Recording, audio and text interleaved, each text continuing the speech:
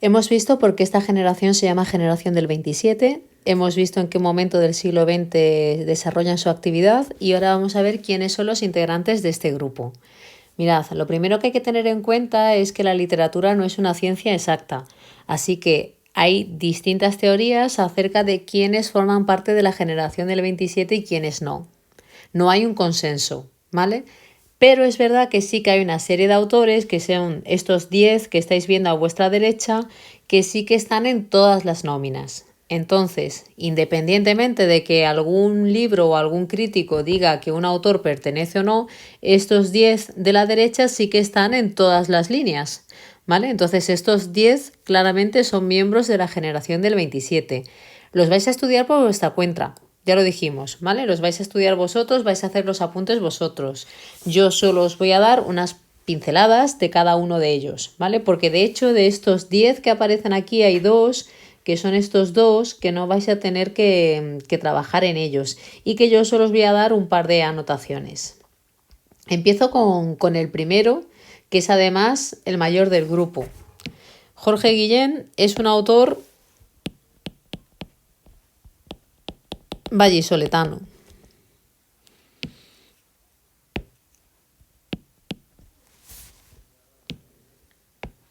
Nace en Valladolid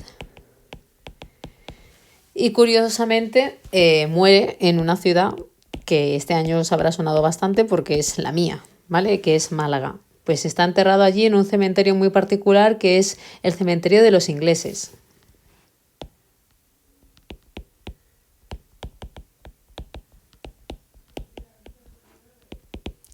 Málaga tenía desde el siglo XVIII mucho contacto con Inglaterra debido al puerto, sobre todo al comercio del vino, de las uvas pasas, y por eso había un cementerio anglicano allí. Y es en ese cementerio en el que está Jorge Guillén. Vale, más autores. Rafael Alberti. Este, al contrario, este es de los jovencitos del grupo, a pesar de que en la foto no se vea. Rafael Alberti es de Cádiz, ¿vale? Nace y muere paradójicamente en el mismo lugar, en el puerto de Santa María. Y digo paradójicamente porque estuvo muchísimo tiempo exiliado fuera de España y estuvo viviendo en distintos países.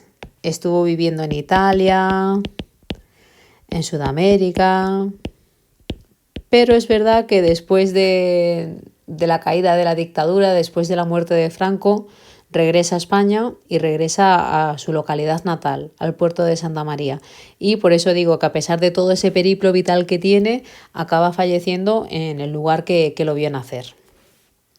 Bueno, Lorca casi no hace falta que diga nada de él. Ya sabemos todos los datos acerca de su biografía, ¿vale? Ya sabemos dónde nace, que es en... ¿Dónde? En Fuentevaqueros, ¿no? Eso es. Y sabemos también la fecha, ahí, y también, por desgracia, la fecha de su fallecimiento. Este ya os dije que os lo iba a explicar yo un poco más, no por nada, sino por seguir con aquello que teníamos ya del libro del cómic. Pedro Salinas. Pedro Salinas es madrileño. Si os estáis dando cuenta, la mayoría de autores tienen siempre alguna relación con el sur. Entonces, los pocos que no tengan relación con el sur, pues van a ser prácticamente Pedro Salinas o Damaso Alonso, pero los demás o bien son del sur de Andalucía o bien se mudan a Andalucía o tienen alguna relación con esta tierra. Pedro Salinas, aparte de desarrollar una labor encomiable como poeta, va a ser también crítico literario y profesor de literatura en la universidad. Entonces también son muy importantes los estudios que se tienen de él como crítico literario. Esto va a ser muy habitual en toda la generación del 27 porque todos tienen en común una formación universitaria bastante sólida, algo que no era frecuente en otras generaciones anteriores. Por ejemplo, en la generación del 98 la mayoría eran autodidactas, no todos habían pasado por la universidad. En el caso del 27, pues prácticamente todos los autores tienen formación universitaria, ¿vale? Entonces esto también es un hecho distintivo que se usa por algunos críticos para hablar de generación. Dámaso Alonso es parecido a Pedro Salinas en este sentido. También es madrileño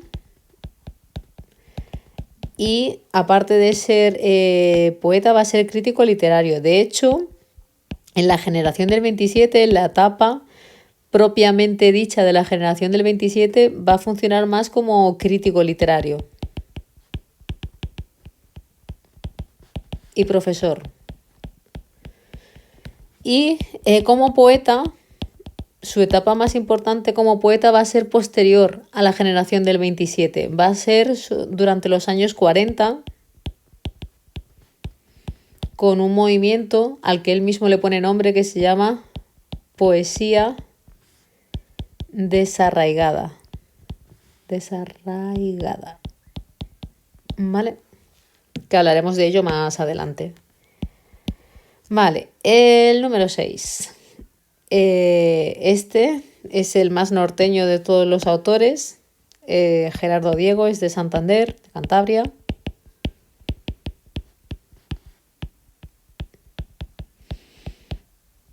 Y va a ser también un autor bastante importante en este momento. Durante la generación del 27, en ese periodo, se dejará llevar bastante por un movimiento que son las vanguardias, que ahora en el siguiente vídeo os explicaré qué son. Ya bajamos al sur y nos quedamos en el sur, con Cernuda, que es sevillano.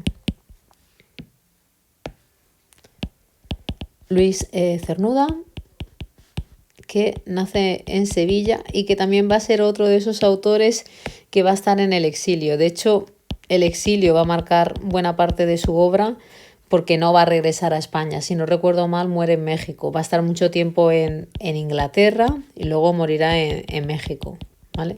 Entonces es uno de esos autores que no regresa nunca a España.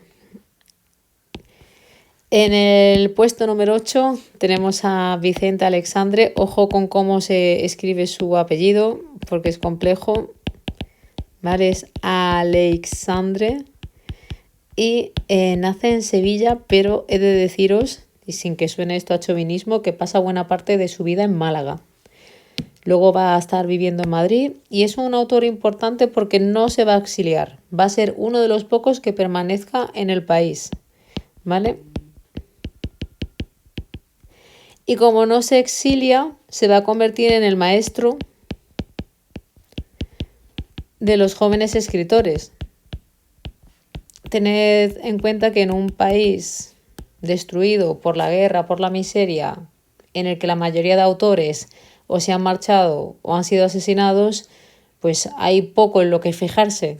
Que un autor de la talla de Alexandre permanezca en el país va a ser pues un balón de oxígeno total para estos autores que empiezan a escribir en los años 40-50. Va a ser un maestro. Y en reconocimiento tal vez por todo ello, recordad que recibe el premio Nobel en el 77, que ese premio Nobel viene a ser una especie de homenaje a toda la generación del 27.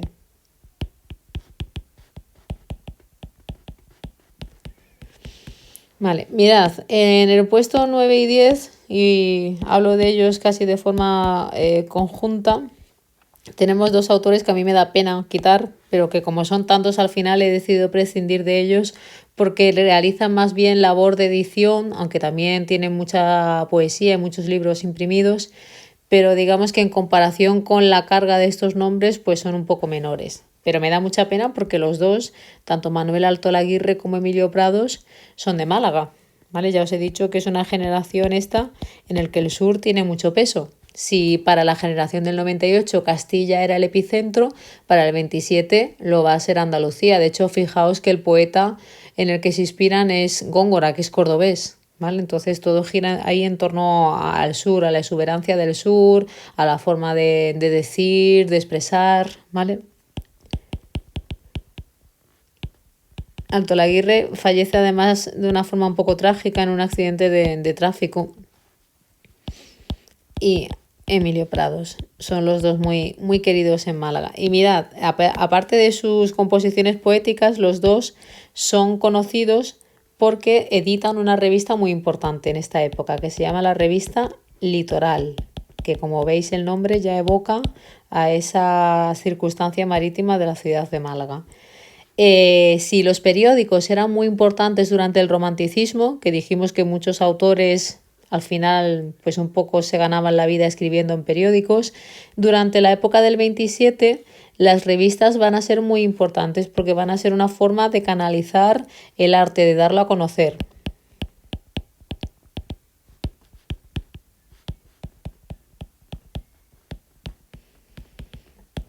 ¿Vale?